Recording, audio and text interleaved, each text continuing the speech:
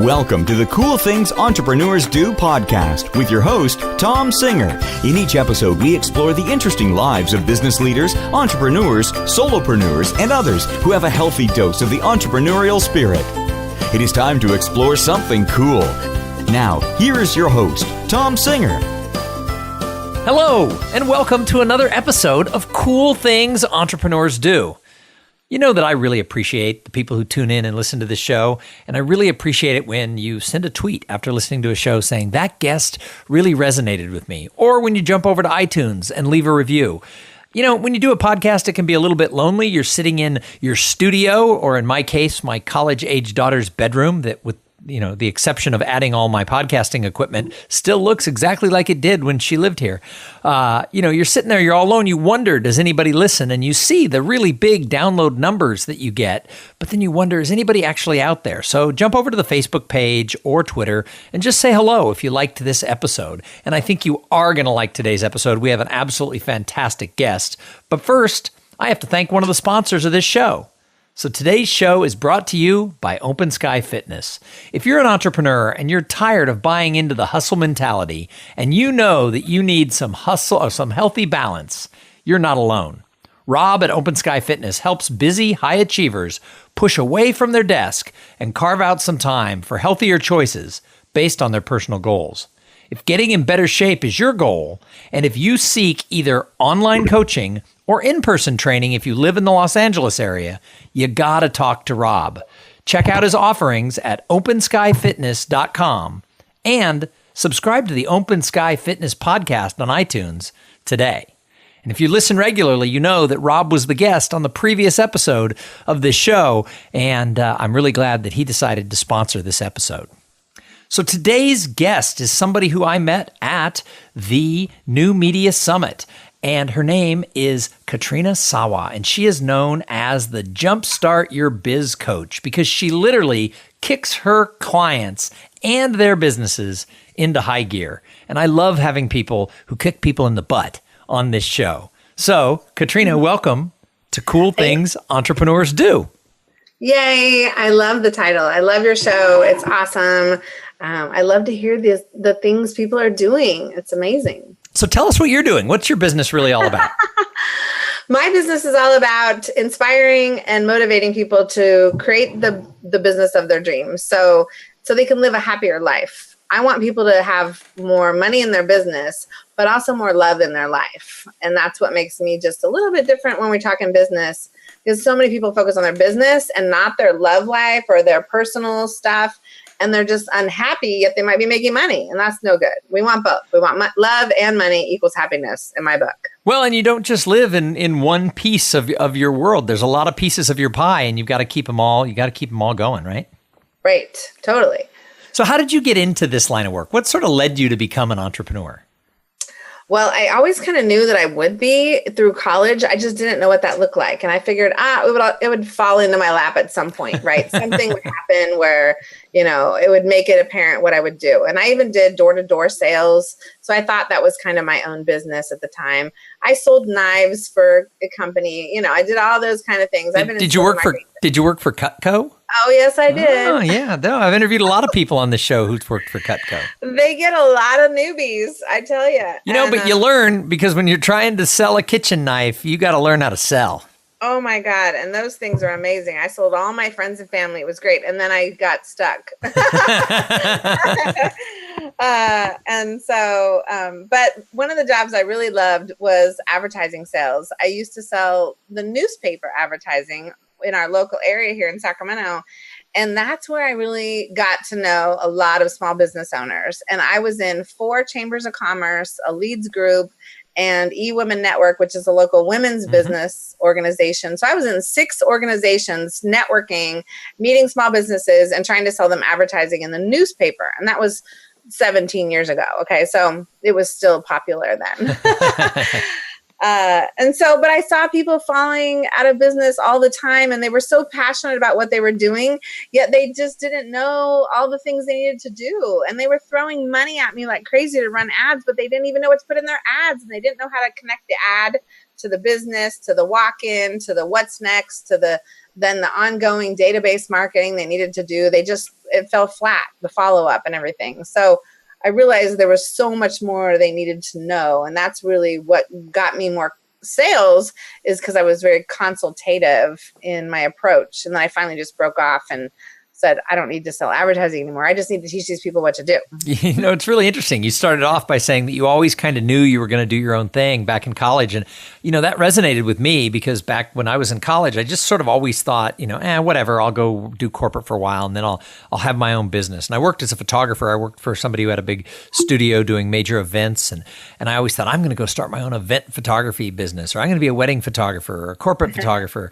And I always thought, I would see people doing things and thought I could do that. But I never really kind of knew what it meant, right? I just sort of I was sort of dreaming and hoping it would, like fairy dust, it would sprinkle down and fall in my lap. And that doesn't happen for a lot of people. So the people who you consult with, the people who you coach, what's sort of the common thing that you've learned from them? Well, the common thing is that they have a passion. Like they have a passion for doing a certain thing or helping a certain person or solving a certain problem in the world, but they don't have all the pieces to the puzzle on how to do that and how to really get in front of more people and make a bigger impact. So I help them put the puzzle together and find those missing pieces, that we can't find, and show them how they fit. I had one client one time tell me she put the doorbell on her door. Like, she had a website and she had lots of offline connections and lots of social media connections, but nobody was coming from offline or social media to her website to do anything. And when I showed her how to do a funnel and an online, free gift and a back end sales page and video and all this stuff, I mean, it connected the doorbell that made people go ding dong. Oh, you're home. Okay, let me help. So get in the door. So let's go a little deeper. How do you create that doorbell that people can ring? What is it that you really do? It's really figuring out, like we were saying, the problem people solve, or the thing you really want to do with people, the kind of impact you want to make. So it's either, when you're trying to figure out what to do with your business, it's either the type of person you want to help, the problem you want to solve, or the thing you want to teach, usually, right? And then we have to figure out the other pieces, because you need to know all of that. You need to know what you're teaching, who it's for, and what problem it solves. But sometimes you only come to the gate with one or two of those pieces, and you need to figure out the third piece so that we can really put a strategy in place to build a business. And then we have to figure out what you're selling. So a lot of people just aren't really clear on what they're selling. If you don't know what you're selling, then you don't know how to market and talk to people about it. So, and you mentioned in the intro that one of the things you do is you sort of look at the whole person and what's going on in their whole life. I mean, do some clients think like, whoa, you don't need to talk about my family life. You don't need to talk about my soul. I mean, do some people have sort of a wall from that? Some people do, especially if they come from corporate training, because corporate, you're taught to keep your personal stuff separate. Sure. Usually, right? Absolutely. I mean, it's like, don't talk about family. I was taught early on, don't talk about your family, and especially don't ask women about their family. That's not professional. It's like, how do you build a relationship? What's more important to a man or a woman than their family and their kids? I ask everybody those questions. Well, and it's true, because especially when you're an entrepreneur, you want to build the business around the kind of life you want to live. You don't want to just fit your life in around your business. So I need to know if you want to get off, if you want to stop working at 3 p.m. to hang out with your kids for the afternoon. I need to know if you don't want to work weekends, which hopefully nobody does. Or I want to know if you want to work 3 10-hour, 12-hour days and then have 4 days off. I need to know how you want to design your life and your business so that we can do the right business models, we can sell the right products and programs, and we can do the right marketing and have the right wording associated with that to give you that. Otherwise, it's a free-for-all. So how long have you been doing this? How long have you had your Jumpstart business? I've been doing this for 15 years as an entrepreneur. So as I said, I was doing that 2 or 3 years prior to as well in the sales business that I was at. But 15 years, I've talked with thousands of entrepreneurs. And I'll tell you, I'm pretty intuitive. I didn't know I was so intuitive in the beginning. I thought it was too woo-woo, but I'm embracing my woo-woo side to a certain because it really does help me help them. right? If I can identify someone's not doing their follow-up calls, okay? So one of the biggest things, if you go to a networking event and you come back with a stack of 20 business cards, you got to get on the phone and call them. Yeah, you can enter them into an email thing if they've given you approval, frankly. You can send them something in the mail if you have their address, but you can certainly call them. And I mean, 99 out of 100 people don't make those phone calls. And so why is it? Half the time, it's because they're afraid of rejection, or they're scared of what they're going to say, or they don't know what to say to the person. So it's giving them the power that they do want to hear from you and what to say. So I'm really good with giving people the words on what to say in different situations, because a lot of people don't do it. But a lot of times I find that they don't have a supportive spouse, or they have a mom or a sister that's saying they should go back and get a job. Why are you doing this? Why are you working so hard at trying to build this business? You should just go back and get a job. You can get a 6-figure income with your degree and all this blah, blah, blah. And the person really has a passion for doing their business, but they're hearing all these negative people. Well, those are the things we have to focus on, because that's going to affect you making money or not, if you listen to it or not, or if you pay attention to it or not. Well, and I think that's a common thing, that we run into naysayers in our life, and they don't mean, some of them aren't nasty, they're not ill-willed, but, they're like, oh, who are you to grow your business? Or, there's a lot of competition out there. Maybe you won't do it. So, I think you bring up a really interesting point, that there's a lot of people who have to fight off those naysayers to be able to just, push forward. Yeah, and I technically call them toxic people, even though I know that oftentimes we love them, they love us, and they don't mean anything. But sometimes they're just toxic to our entrepreneurial energy. I mean, they are, because we have to be all positive all the time, or we get sometimes into a funk. And when you get into a funk, you don't make phone calls. You don't do marketing activities. You might go sit and watch TV, or might go out shopping, or go out for lunch instead of doing what really needs to get done to build your business. Well, and absolutely. And you talked about follow-up, which I can't tell you how many times, when as a professional speaker, I'll go out, and a lot of the big events I do, I'm not allowed to put like a little questionnaire form on the chairs. But when I do some smaller events, I'll have a questionnaire, and I'll ask people, are you interested in my group coaching program, the Potential Mastermind? I'll ask people, would you like a link to my podcast? Would you like me to come speak at your organization? And there's things people can check off or fill out on the form.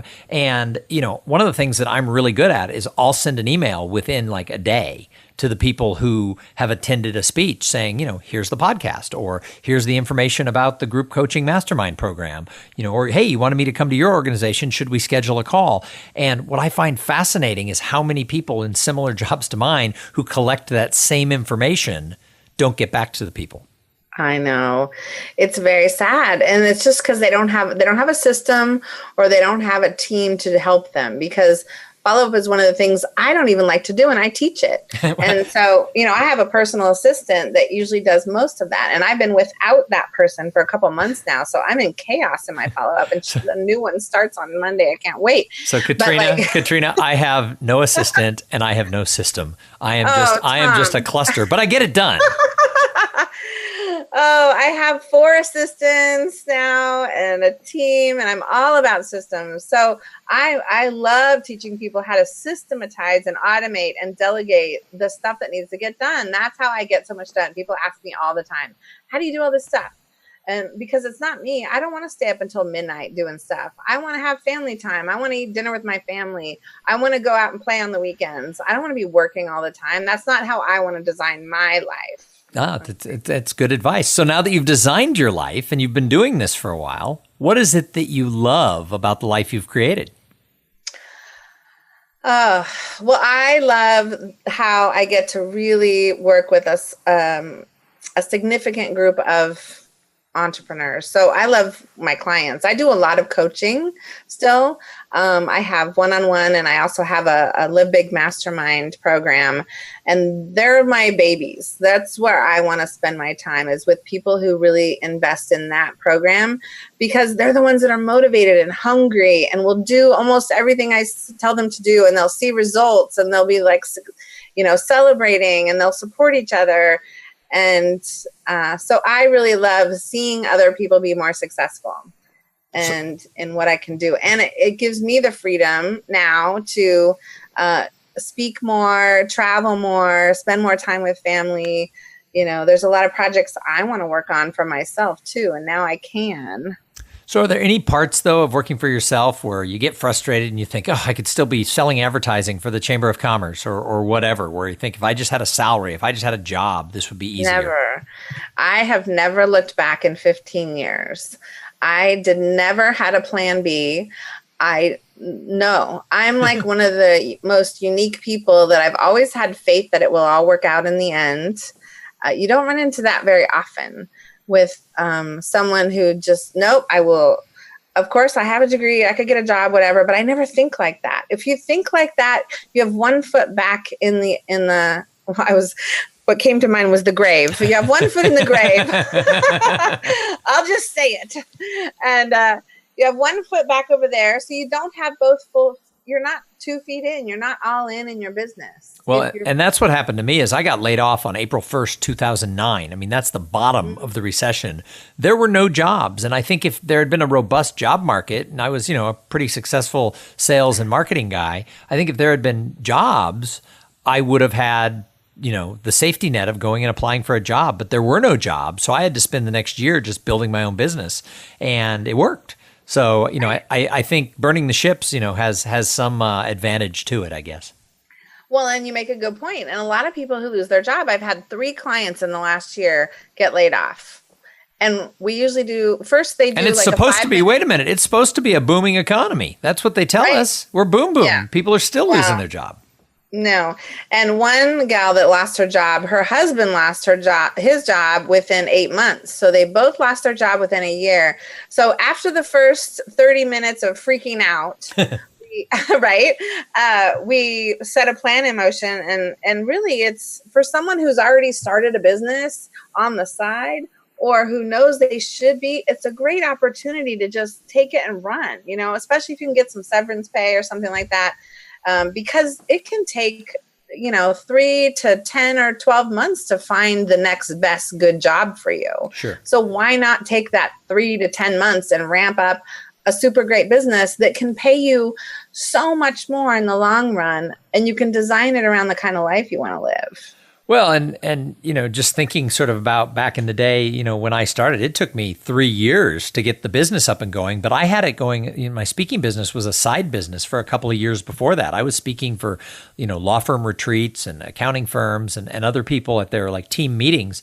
And I didn't start from a cold start on April 1st, 2009. I already had, I wasn't making a lot of money, but I was making about $20,000 a year. I was making enough to take the family to Europe every year or something like that, but it was a side business. And then because of situation, I had to crank it up. I wasn't starting at zero. And, I've interviewed well over 250 people here on this show. And I hear from a lot of people the same thing is start as a side business and sort of see where it goes, get some traction going if you want to do that.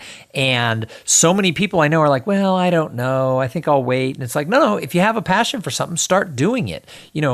Stephen King one time said that even if you're not published, writers write. They can't stop themselves. And when I consult with people who want to become professional speakers, I say, speakers speak. Go find a place to speak. Don't worry about getting paid. Go hone your craft. And the same thing is true if you want to start your own widget company. Widget makers make widgets. It's, just go do it. Follow that passion. And I think, if then you get it rolling, then you want to jump in. It makes it easier if you have a little momentum. Yeah. And in these days, I would also add that you start a blog and you start blogging your thoughts on a blog with an opt-in box, like capturing people who are interested in what you're talking about. So you can start building a following while you're in the job. Because then when you're ready to launch a business, you already have hopefully hundreds of people following you in your blog, whether you're selling anything to them or not. Just start talking to them and building relationships and building a community around you is what I would suggest. Even if you're not monetizing it yet, start a blog or like a Facebook group or something or a LinkedIn group and really start just sharing what you plan on teaching at some point or what you're planning on doing. Gosh, you've already given so much advice for people who want to start their own business. Is there anything else you would tell somebody who's listening to this thinking, yes, Katrina, yes, I want my own business. I want to be home at 3:00 with my kids. I want to design my own life. What else would you tell people to do? Well, again, you have to get clarity on what you're selling. Okay, so a lot of times people say, well, I could coach, or I could do this, or I could hold workshops, but that's not clarity. Clarity is when you get okay, I know the 7-step system I'm going to teach in my workshop, or that I'm going to do in my coaching program, or that I'm going to speak in my speaking presentation. So you've got to nail down that, in my mind, signature system or process or whatever it is. Now, it could be a product or something like that, and that would be a little bit harder to explain in this kind of a setting. But if you can come up with the actual thing that you're going to teach people, and or the process you're going to take people through, and or what will happen to them if they do that with you, whether it's in a workshop or one-on-one or in a group program or on a webinar, it doesn't matter how they do it, but know the transformation. The transformation is what you're selling. You're not selling the 6-week program or the 3-hour workshop. You're selling what's going to happen for them if they do this with you. So when you're clear about that, then that's when you can start talking to people and enrolling people in things to buy. But most people go out and say, well, I can help you with such and such. Well, okay, it's $100 an hour. Well, nobody wants to buy by the hour, right? They need to know that you have a trusted system, even if you haven't done it before with somebody else. They need to know you have a process. So I would say get clear on what you're selling is the most important thing you need to do. And a lot of times people can't figure that out themselves. I love to pull that stuff out of people in like a conversation. So Katrina, how important is networking for someone who wants to have their own business? Well, I think I've explained that networking and follow-up is how I built my business in the beginning. The first 3 years, I didn't even know about online marketing and stuff. I barely had a website. It was like a stupid, ugly brochure, right? And all I did was networking and follow-up, and I kicked butt. It was granted a high 5-figure a year business, which isn't something fantastic, but it was just as there's a lot of people who wish they were making high 5 figures. Right. So we get so focused on 6 and 7 figure businesses. Right. We have to remember that for a lot of people, if you could make $80,000 or $90,000 a year, that's life changing. Yeah. Yeah. I was probably making 75 to 80 within the first 3 years of my business. Every year. And that was more than I was taking home in a job. So I felt like I was succeeding, right? But I was working really, really, really hard at it and a lot of hours. And then when I learned how to incorporate a lot of the leveraged business models and do more stuff online, that's when the amount of hours that I had to work to earn the same amount of money changed. It shifted. So but networking is the fastest path to cash is getting in front of somebody in person or video. You could do video nowadays, is even more, but if they can see you in person, the like, trust, connect factor just shoots way up. Sure, absolutely. So Katrina, I can't let you go yet. I have a few more questions, but first, I got to thank the other sponsor of this episode. So This episode is also brought to you by Podfly Productions. Podfly takes the time and the headache out of creating your own podcast. They set you up with the right equipment, training, and guidance to ensure that you're going to sound amazing. Hey, Podfly does all the heavy lifting and the technical work so that you can focus on creating great content, growing your audience, and interviewing really cool people like Katrina. Hey, if you want to start a podcast, and I know you do, because so many people email me and say, how'd you get started? I'll tell you what I did. I called Podfly. So check them out at podfly.net/cool things, because they even have a special offer for the listeners of this show. So Katrina, I call this show Cool Things Entrepreneurs Do. What is the coolest thing you're doing in your business right now? Well, besides looking at people's love life, sometimes it's funny. I actually have to teach them the online dating because they're not happy and they're single. Okay. So I would say you don't teach the married people that, I hope. I hope that's just the single people lessons. 50% of my female clients, probably 50%, maybe 60% are single and not really happy about being single, and they're deflated, So one of the things I do is I teach them what I did on online dating to find my husband. And I have a whole process on it. And I actually systematized how do you systematized finding a man. I did. And I call it sorting, not dating. So is that like swipe left, swipe right? Yeah, no. But it's for people who are serious. But that's just one really weird thing that I do for people who really aren't happy and need to find somebody. So actually, let's go down this path for a second, because that is kind of cool, right? I mean, I'm happily married. I've been married 25 years, and so I miss the whole online dating world. But if you're an entrepreneur and you're working a lot and you've hired a coach to sort of get your business in order, I mean, the fact of the matter is that if that person can also help you sort of get your mind right about what you want to do and help you be clear. Like you said, you have to know what you want, right? How do you get people, if they're sort of bummed out on that side of their life, how do you get them sort of engaged? What do you do to help them in that area? Well, a lot of times they're either been burned, oh, there's no good guys out there, girls out there, whatever, right? And they don't believe. So they don't believe that there's somebody that could actually fit the bill of all the things they want. And so I get them to try to believe that it's possible again, number one. So they have to believe that it's possible, what they want, and then actually put a list together of the things they want. Because a lot of times people settle and they say, well, I really like this and this, but it's okay if they don't have it. No. I'm sorry.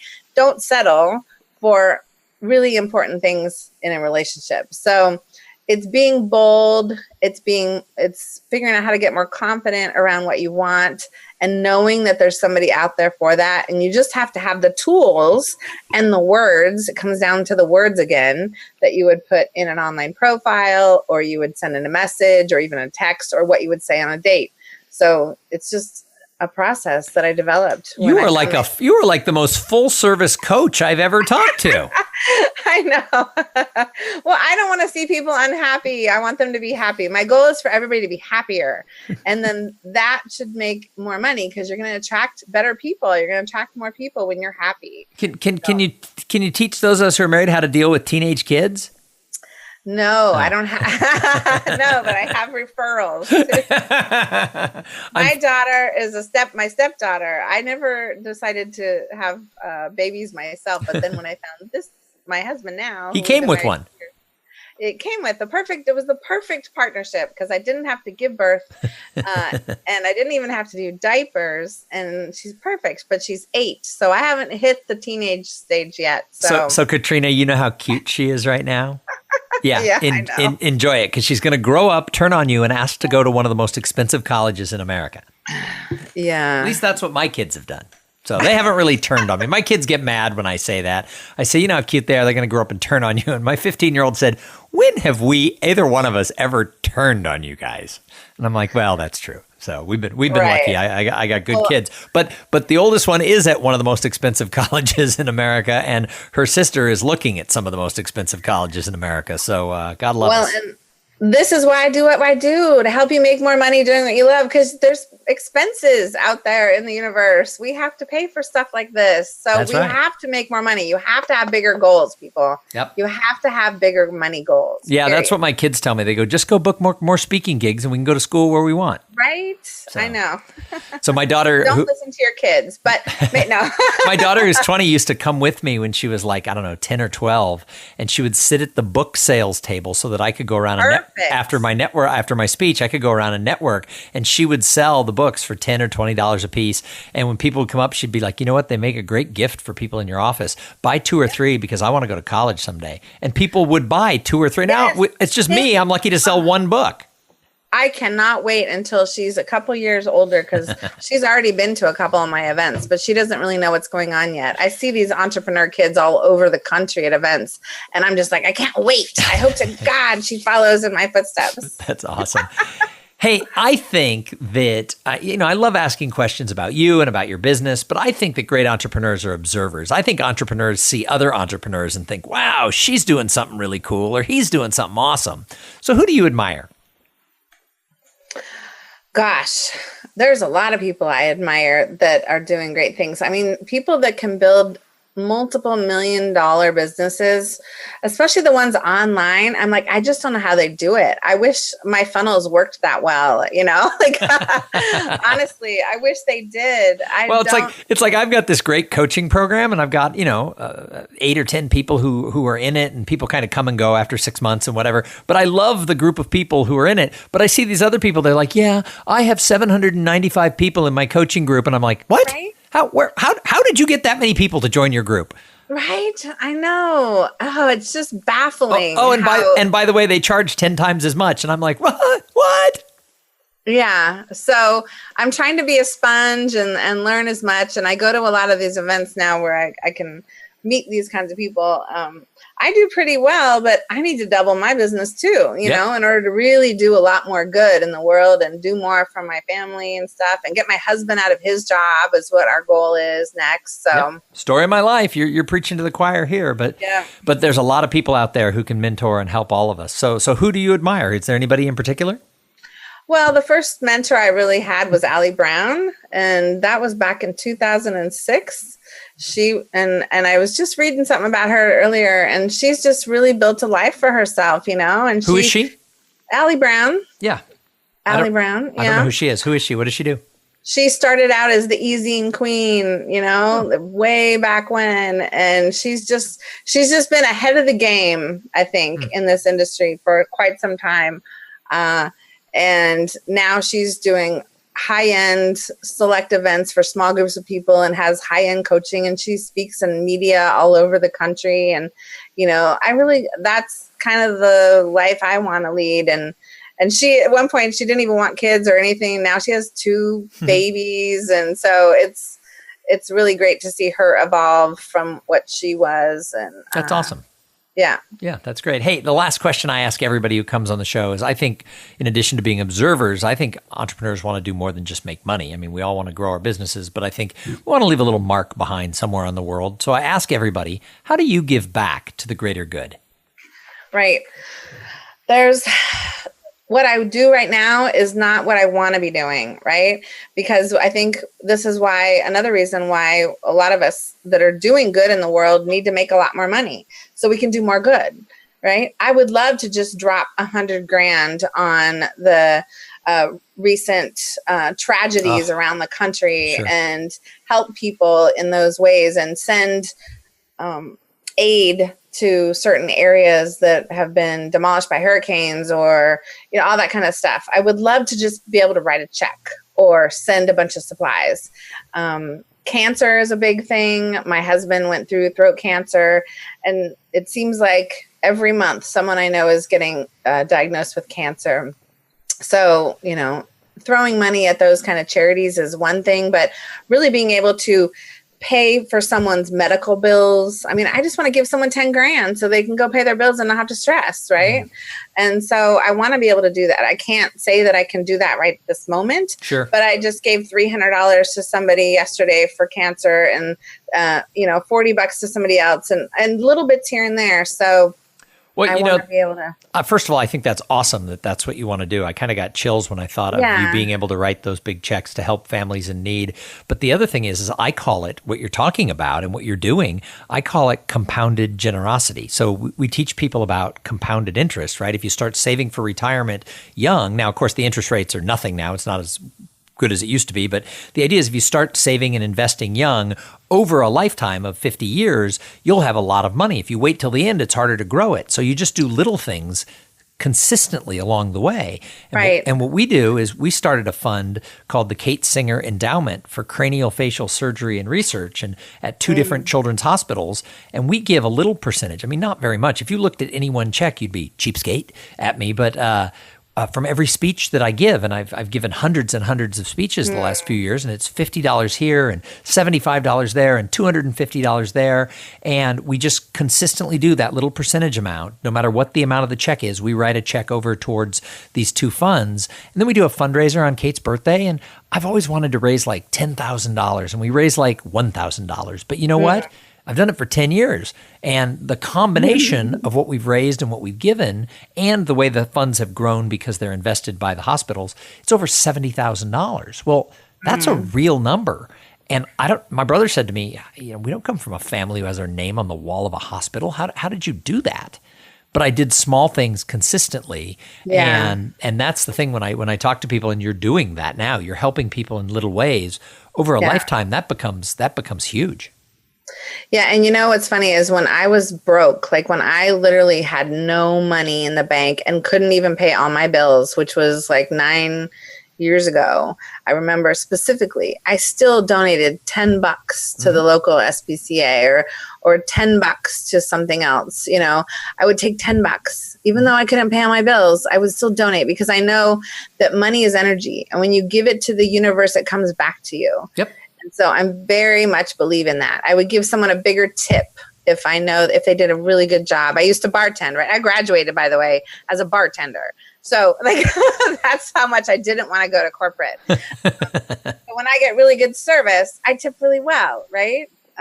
So even if you're broke or don't have a lot of money, it's so good to put a little bit out there in the universe to something that you're doing good with, I believe, because it'll come back to you. That's right. And it does add up over many years. It really does start to, your generosity compounds. And I think you can even volunteer your time. So I volunteer time with certain organizations. Yeah, it's time, it's money, it's time, and it's what I call good vibes, which is really just being supportive. I mean, sometimes if I see someone has a cause and I can't give to everything, and for whatever reason I can't support that cause, maybe I just retweet it, or I like it, or I post it on my Facebook page, just so that there's a little bit of that good vibes out there in the universe.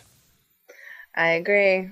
Well, Katrina, thank you so much for jumping on and being on the show today. If somebody listened to this and they're like, "Wait a minute, who is this Katrina Sawa? I got to know more about her. I need someone to kick my butt or jumpstart my marketing. How do I find her? Where do they go?" Well, the main website is jumpstartyourmarketing.com.